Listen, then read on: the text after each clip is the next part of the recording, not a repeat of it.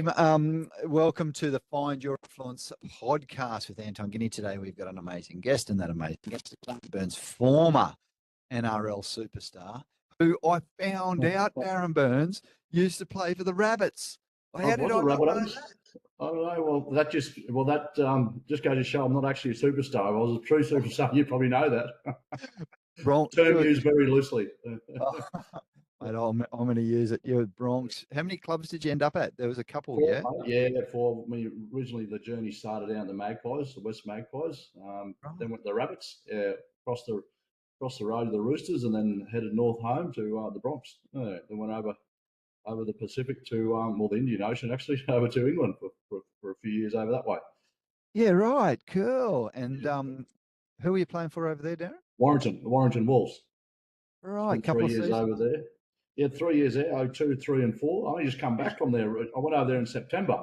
It's been 20 years since I left there, and I always wanted to get back there and see plenty of the friends that are over there. And yeah, so I went over there for a couple of weeks and still recovering from it, I think.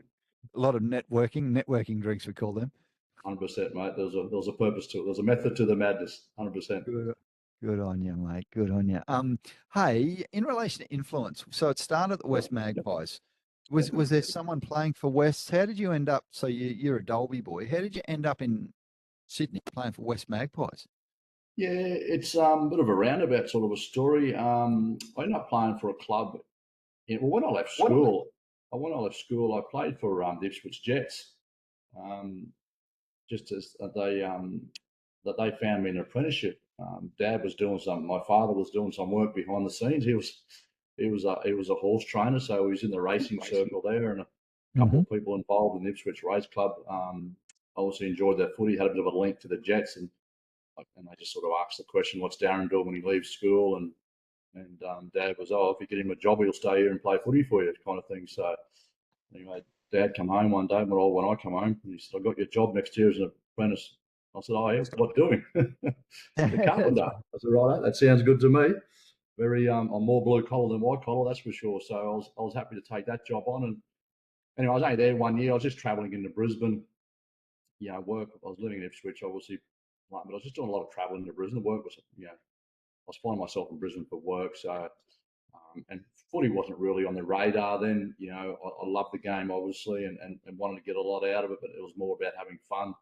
It's the reason why you play the game in the first place, and it was always fun for me for the last time I played the game. But I'm just moved in with a guy who wanted to play for Logan City because his hero growing up was Tom Rodonicus. So it was just by pure chance I ended up playing for the Logan Scorpions because the guy I was going to move in with to share rent expenses, he wanted to play there, so I ended up there. And then rest, I guess, Tommy just said, "Well, I'm going to West next year. I want you to come with me." So that's how I ended up down to the Magpies. Yeah.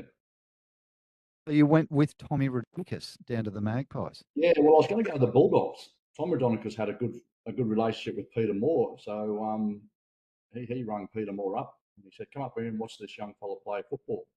And so Peter Moore flew up and watched me play, and obviously liked what he's seen. And I met with Peter. That was one of the most intimidating meetings of my life, meeting with Peter Moore at his swanky motel in Brisbane and sitting down. And it was a very simple chat. He said, "I like how you play. Are you interested in coming to the Dogs? Love to have you at the Dogs." And the answer was, "Yep, more than happy to come down." So it didn't last long. And anyway, so about a week later, that's when Tommy says, "Look," he said, "don't tell anyone yet, but I got the job for the West Magpies. I want you to come with me." And I was like, "Oh, Tom, but I've already told Peter Moore." He goes, "Don't worry, I've already spoken to him.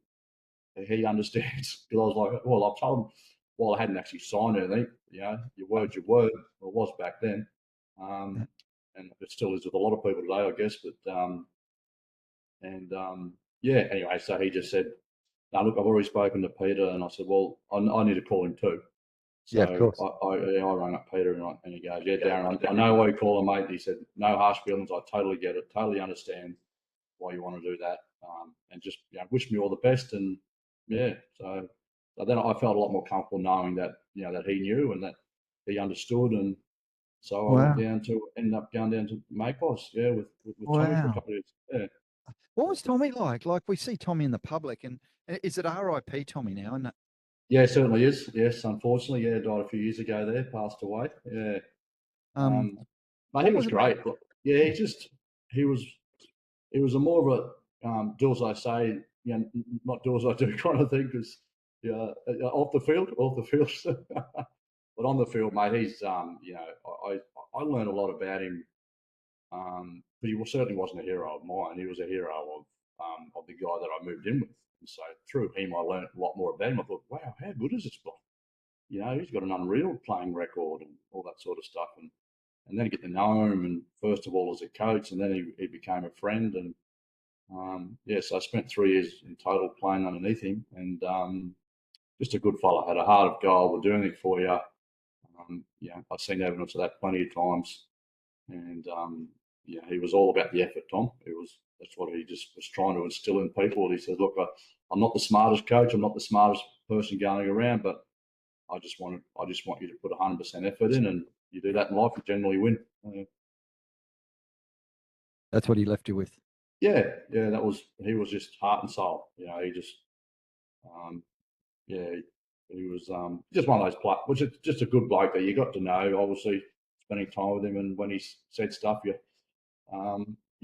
tend to pay attention to it when it comes to the rugby league stuff. It was good. It was it's something I appreciate more now than I did at the time. But I guess that was just your age. I was only 21, 22. You sort of think, oh yeah, this happens to everyone. But once you've sort of your post career, you look back on it at times, you go, shit, I was coached by Tom Radonicus, and that sort of thing. So yeah, it was good, great. It's something I would certainly not change. Yeah. Good on you. Love your work, mate. Love your work.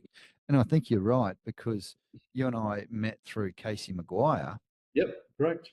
Yep. And Casey tells a great story, Darren, that it's something like, is it 0.1% of people that are playing rugby league as juniors? Yeah, Well, 0.01 it is. Yeah, it's even less. Yeah, that will make money out of playing professional sport. That's not a long term income. That's just, you might get $1,000 for something.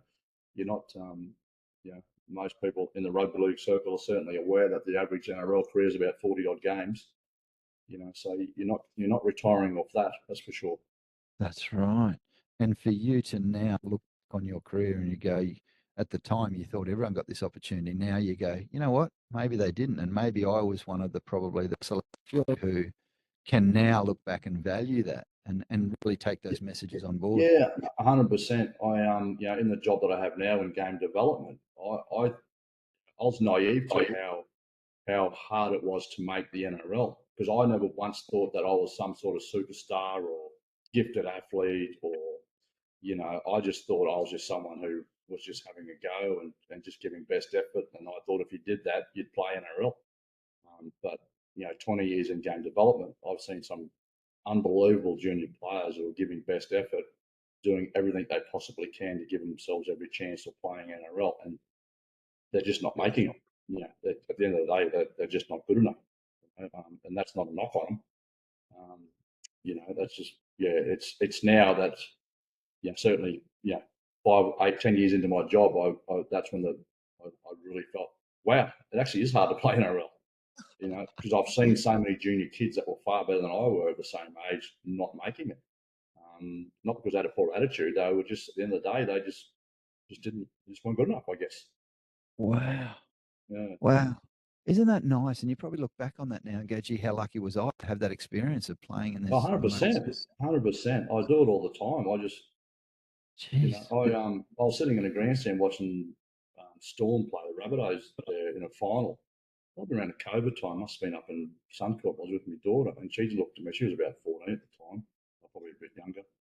She said, "Dad, I can't believe you did this." And I was like, "Darling, I can't believe either sometimes." That was sort of how it is. Oh, isn't that beautiful? Isn't that what a beautiful experience? Hey, talking about having kids, Darren. Before we get to what it's like to be a parent and how that's shaped your life and your influence, talking about kids, you and I came together. You were up doing some game development work in Gladstone. We met, and we did a little interview with you and Casey, and I think Stewie Gillette was there, and Yeah, Matty, yeah. Matty Was it Gillette. Matty? Yep, yep. Yeah, it was Matt, and then and Michael Hancock was there. And I say, I think Mick was there too. Yeah, you're right. Yeah.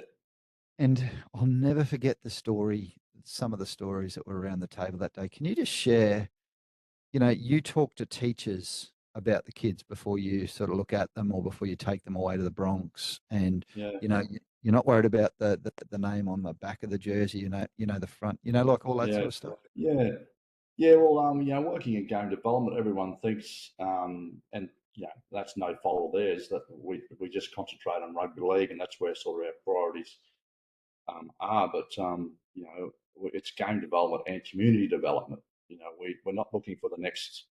That's not my department I work in. I'm not looking for the next A grade player. There's other people can have that job. That's a tough gig. I don't want that one. But we just want to help out.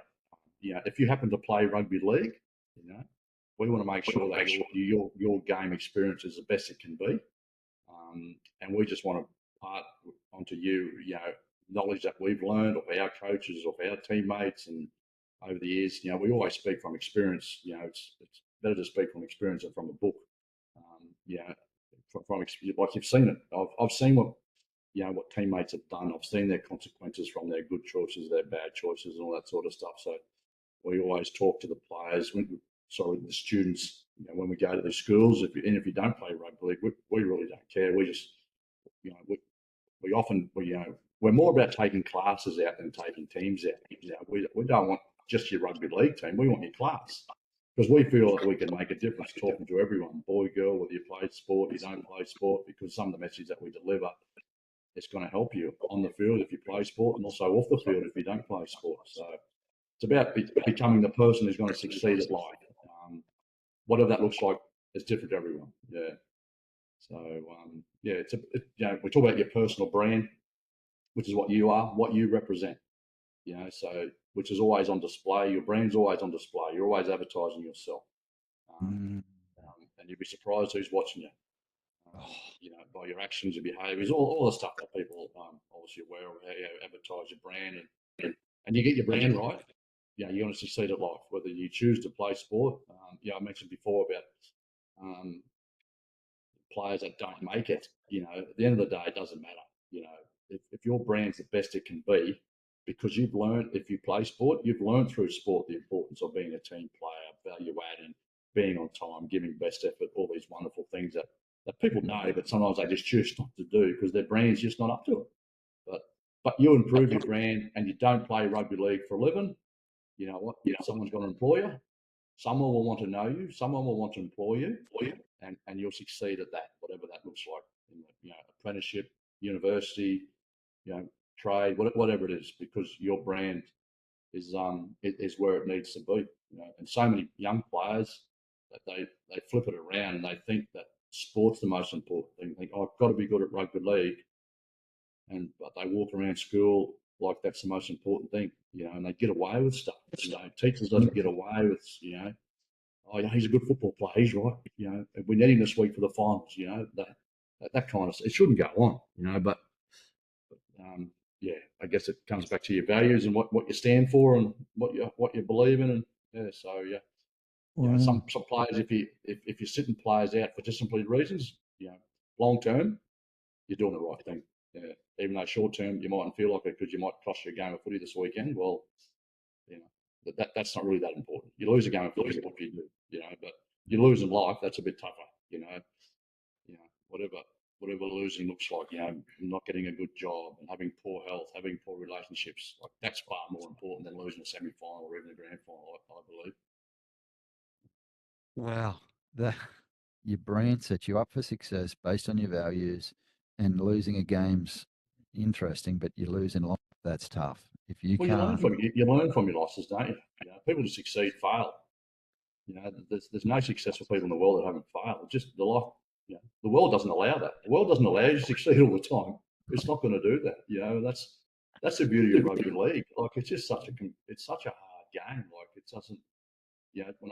When I got the coaching hat on, talking to players, you haven't got time to rest. Like the game just doesn't allow you to rest. If you want to go to the blind side and have a bit of a rest, well, that's what side the ball's coming now because they've identified you there resting. you're tired, you've got your hands on your hips, and bang, you get caught out. So Follows you. there's always something to do on a rugby league field, and there's always something to do in life, to improve yourself, whatever it is, from washing the dishes, making your bed, or sitting up at night reading a book, or whatever. There's always something to do. So that's a message we like to leave to the students about improving your brand. It's always on display.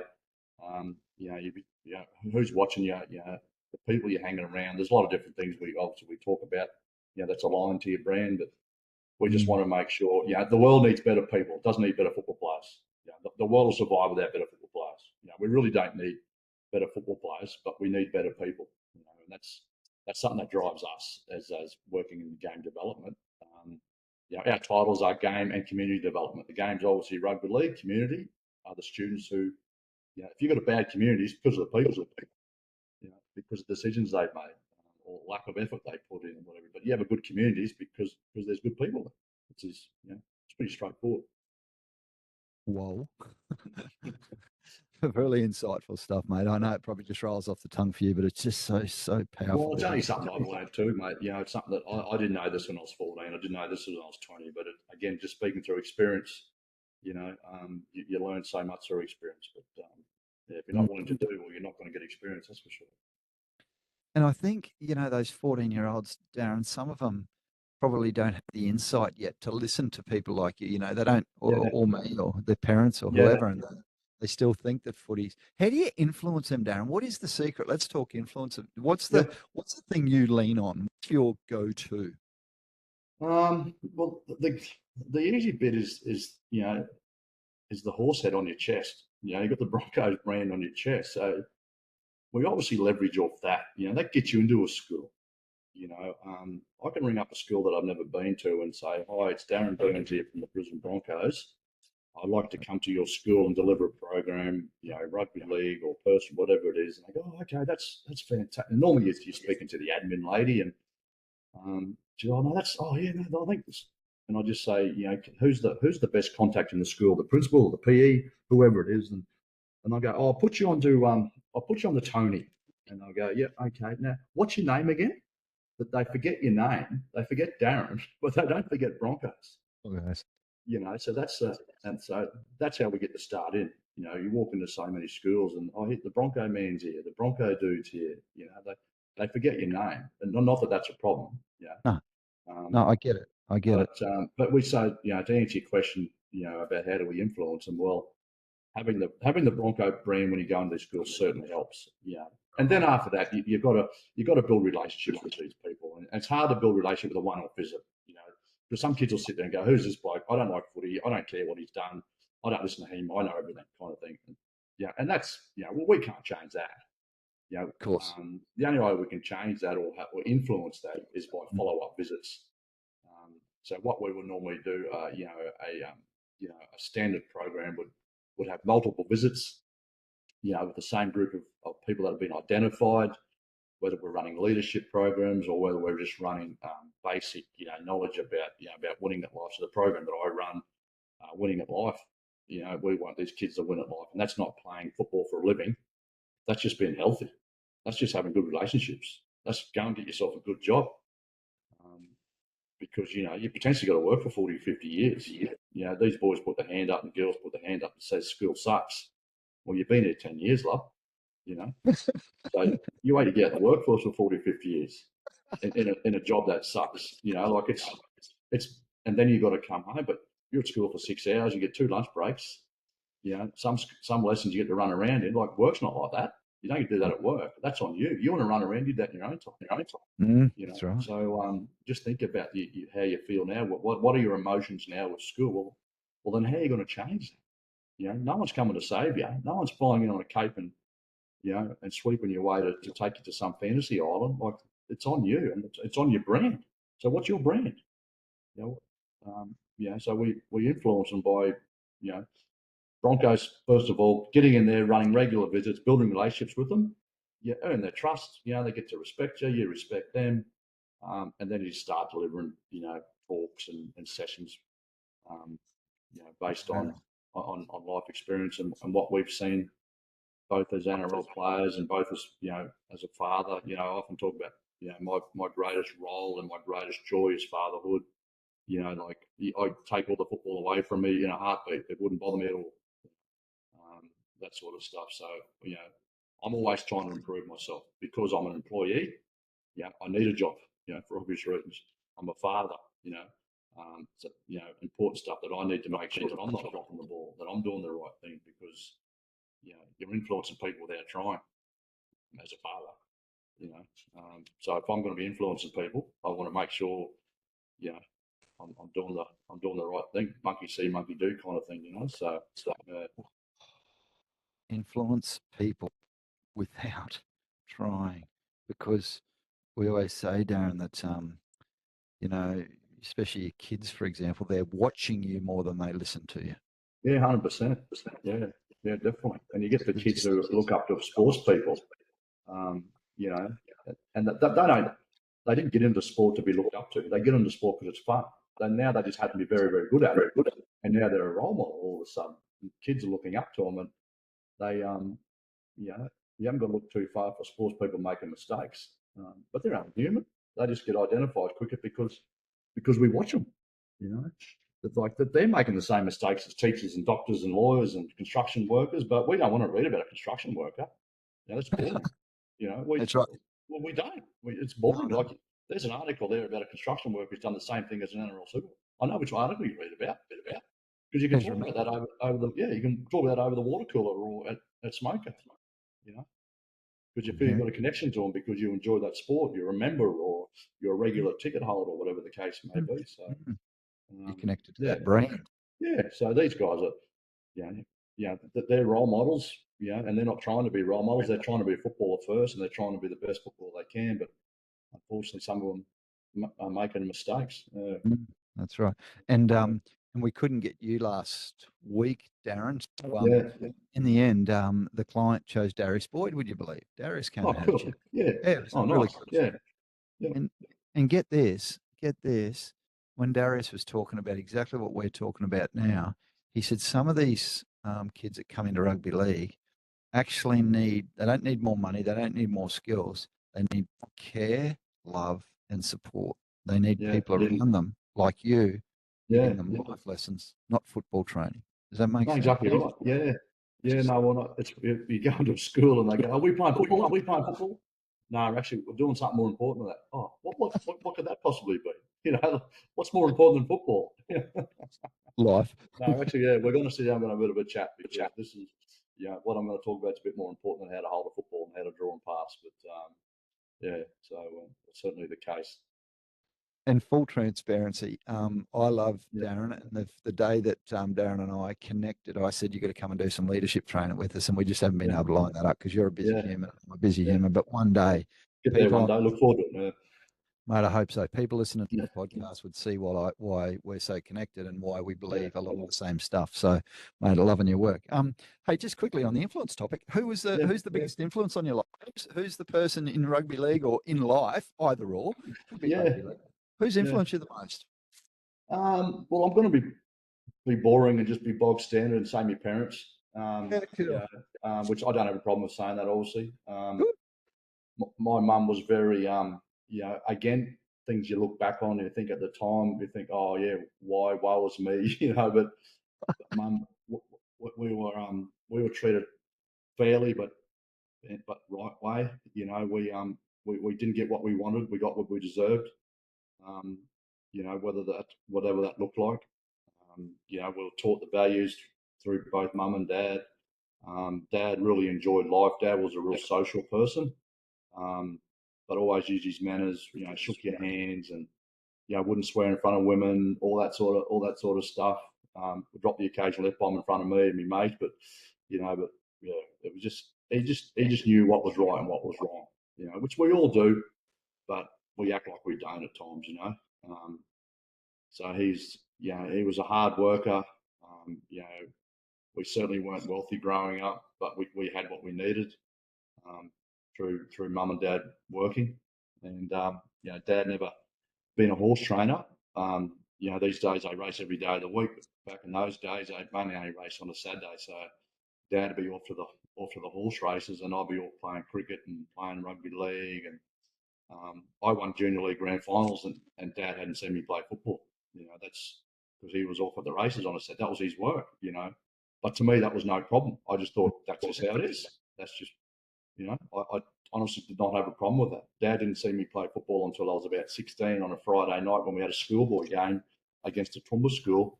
Dad used to go to the league club most Friday nights for the raffles and a few beers at the end of the week, and we happened to have a game that Friday night, and that's when he won the first games he's seen me play. Um, you know, that's just how it was. But he loved it. He said to me one day, he said, you know what, I've had people tell me that you go right at footy.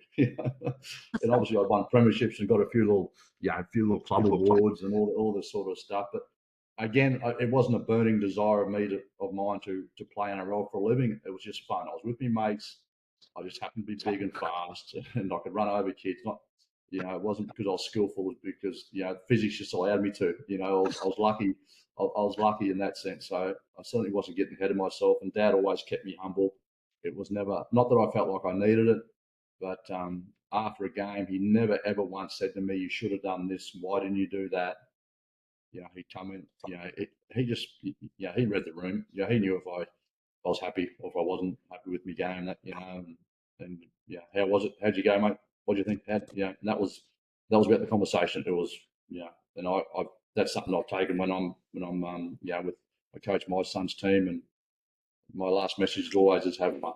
It's never we've got to win this game. I've never said that to any team I've coached. Especially in the juniors. But after the game, it's talk about the game.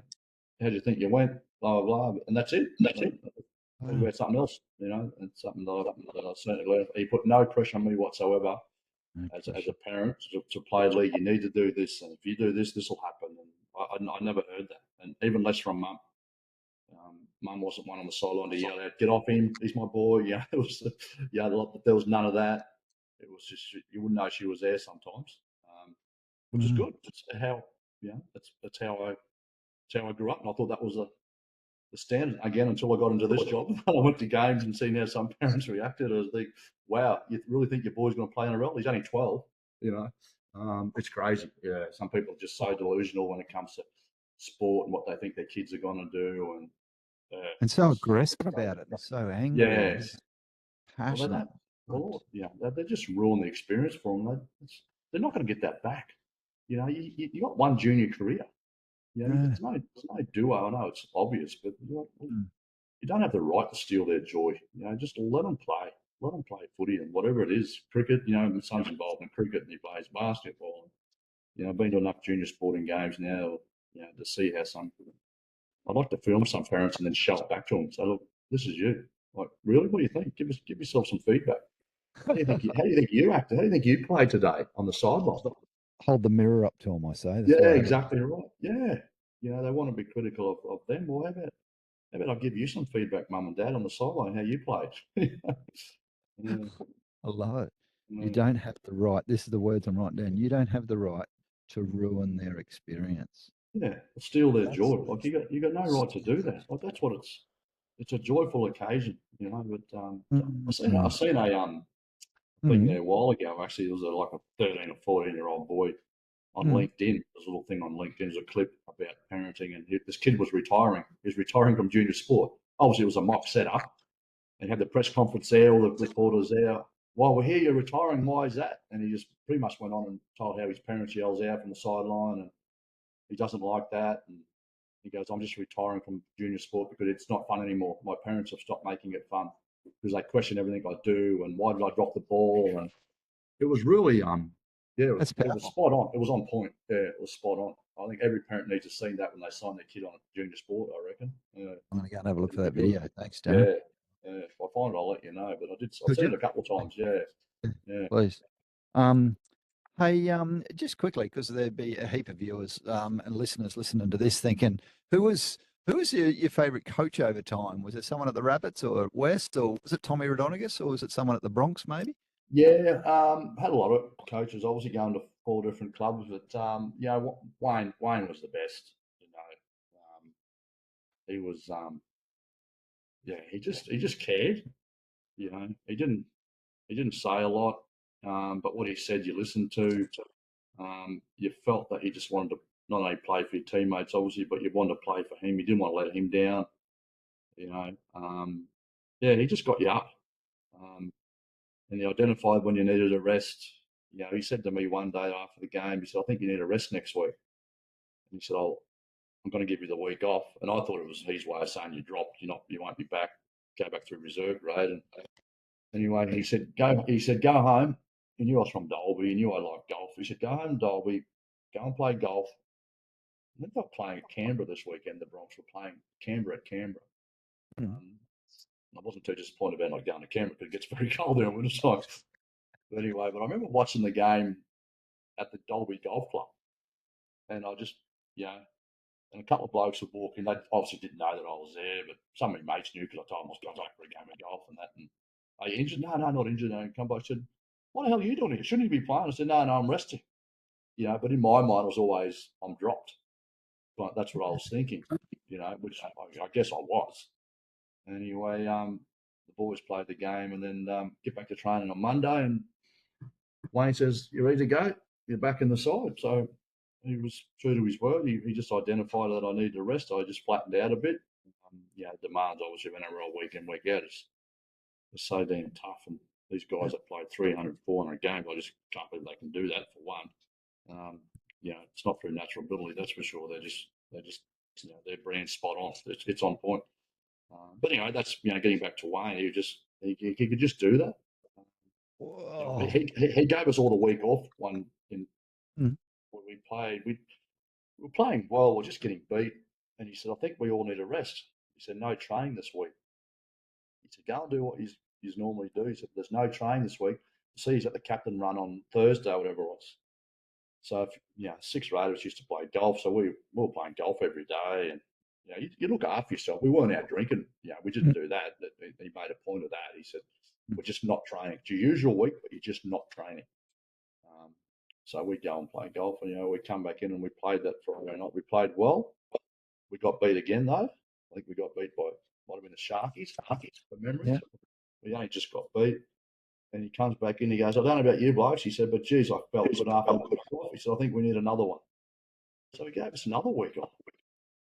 So we didn't train. We pretty much didn't train for 2 weeks. We did 2 captains runs, and we come back in, and then we won when we won the following week, and then we went on a run, and we fell short of the grand final. We got beat by Parramatta in the preliminary final. They rolled us, I think, 18, 8, 16, 8, something like that. But we played well. But for him to identify that, with some people, right, you're losing, let's train harder, but he identified why we were losing, and it wasn't because we're lacking skill or we're lacking effort. It is what it is. Sometimes rewards go your way and sometimes they don't. So, to just have that ability and to read the room, understand people, he treated you to your personality.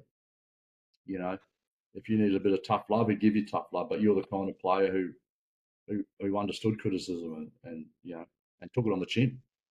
Where other people, they need a bit of a cuddle and get around them, which is fine. That's their characteristic, that's their personality. But to him to identify that, where other coaches, it's just right. This is how it is for every kind of thing. I guess it's even harder these days. Absolutely. To be coaching, back in the 80s when he started, to be coaching now, compared to, considering how much the youth has changed and how the world has changed, to still be coaching and succeeding, not just coaching but succeeding as well, is a huge plus.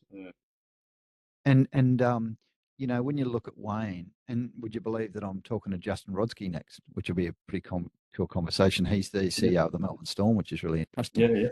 Yeah. So I'm really interested in, say a Craig Bellamy style versus Wayne style. You've got two extremely successful coaches, very, very different, or from what we see, very different. And I probably have enough of these conversations with you and people like Casey to know how Wayne shows up. But then you see someone like Craig show up the way that he does. Wayne seems like quite the calm, cool, collected. It seemed like a 1900s football coach, is what I'm saying. Yeah, exactly. Yeah, very much. Craig was at the Broncos when I was there. He was our trainer. Mhm. Yeah, so I had a little bit of experience with him. He used to do a lot of the video work with us as well. Um, that was back in the day where there's a handful of staff members. Now there's 3 or 4 staff for each player, it seems to be. Mm. But we would, when we do our video sessions, Wayne would do some, and Craig would do some, and yeah. But he was always sort of cool and calm, Cool. in those sort of situations as well. But he had a lot of respect. The players loved him. Of course. Yeah, he would train with us, and he beat most of us. Certainly beat Yeah, me. right.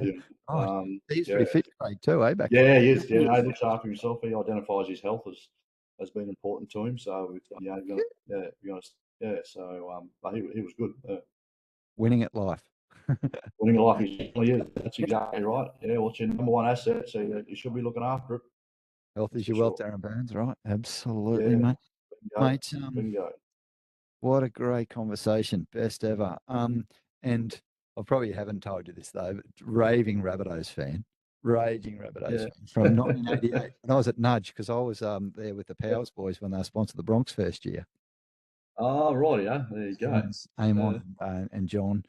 Bernie Power was a Nudgy boy. So my brother Yep, yep. went the Bronx. I'm not sure why, but I ended up following the Yeah, Rabbits. But yeah, I've started, been around the Bronx right from the early days, and obviously as yeah, everyone has. But yeah, yeah. it's nice now to have this conversation with people like you and just you know. I'm going to a Rabbitohs reunion in a couple of weeks. I try and get in there every couple of years.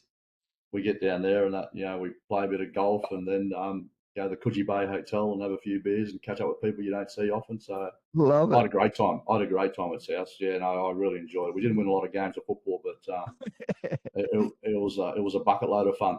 Good on you. And who were you? The Mario Fennick, Sedaris, Ian Roberts, that sort of era? No, that was a bit after that. So we had with the Tricky Trindles, Timmy Brasher, Brett Oh, Rodwell, Sean Garlick come across.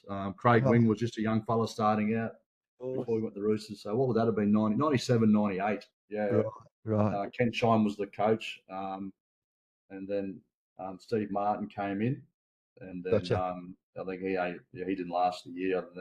Ah, And then Tugger took over the last, I don't know, 6 or 8 weeks, something like that. Yeah. Or maybe another way. Ken might have went. Then Tugger come in for 6 weeks. Then Martin. Yeah, anyway, I enjoyed it, loved it, had a great time, got great memories. Still in contact with people that play together down there. So looking yeah. forward to going back in a couple of weeks. And Good on you, mate. Good yeah, on you. Congrats. Mate, best chats ever. Really, really enjoy your company. Thank you for taking the time to come and speak to us today. That was amazing. And no, your pleasure, pleasure. your take on rugby league versus life, or rugby league and life, not verse. Yep, So it's really an and, not an or. I think just really sums up, I guess, a really great attitude towards what your priority should be. And I love your yeah, priority is your brand. What is your brand? What yep, I've got mine on my low shirt. You've got yours on your shirt. And I think this personal brand is something that we carry with us wherever we go. We're always on show, and I think, especially yeah, you and I in the public eye, I think the words that you said when we're influencing people without even knowing we're doing it, that's yeah, a big deal. So. yeah, yeah, exactly. Well, it's it's something that in the job I'm in, you certainly have the responsibilities of it, and we just use league. I'm talking to boys all the time about it, and girls now, since the girls' game's growing so much. But the parallels between the game of rugby league on the field and life off the field, you can. The game is very character revealing. Righto, let's dig in now. Who wants to carry the ball off their 10 meter line when the 6 forwards want to belt you? Who wants to do that? That sort of stuff. I'll give it to me. I'll do it. Where other players, no, I'm not doing that kind of thing. So there's a bit of a parallel there, and I see now the players who I've coached, 5, 10, 15, even 20 years ago when I first started. I see those out in the community now, and the ones that are winning at life have a job that they want to work in, having good relationships, their health is good. They're the ones, when they were playing junior league, they're the ones that turned up on time. They're the ones who listened to the coach. They're the ones who gave best. They weren't the ones making rep sides necessarily. They just got it. They just knew. I mentioned early on, everyone knows right from wrong, but we act like we don't at times. These ones that, that are winning at life now, they're winning at life at rugby league, because the values that were being taught to them by their coaches and by their peers and by their school teachers, that they took advice on. They listened to people that were willing to help them. And when when life gets down, or something happens that that, because shit hits the fans all the time. We can't avoid that. So I use the analogy: we just got to get back on side and get ready to tackle, because that's what happens in a game of football. You give away a penalty, there's no point arguing with the referee. He never changes his mind. What's your next job? Well, it's get back on side and get ready to tackle. That's what you got to do next. Same thing in life. You get sacked, you can whinge to the boss about it. You can sit down and wail as me. The world's tough. It's unfair. It's hard. Yeah, it is hard. Okay, but the best you can do is just. And I know as a father, something. Not that I've been sacked, but I've got more responsibilities now. I've got kids I've got to look after. I can't whinge and complain about life. I've got to get back on side and get ready to tackle, whatever that looks like. So the game and life, you can learn so much to take from the game into your life to win at life ultimately. Mate, Darren Burns, you're a superstar, man. Thank you so very much. Mate. It's been fun. Good catch up with you again. Really enjoyed it. It's been too long. Don't make it too long next time, mate.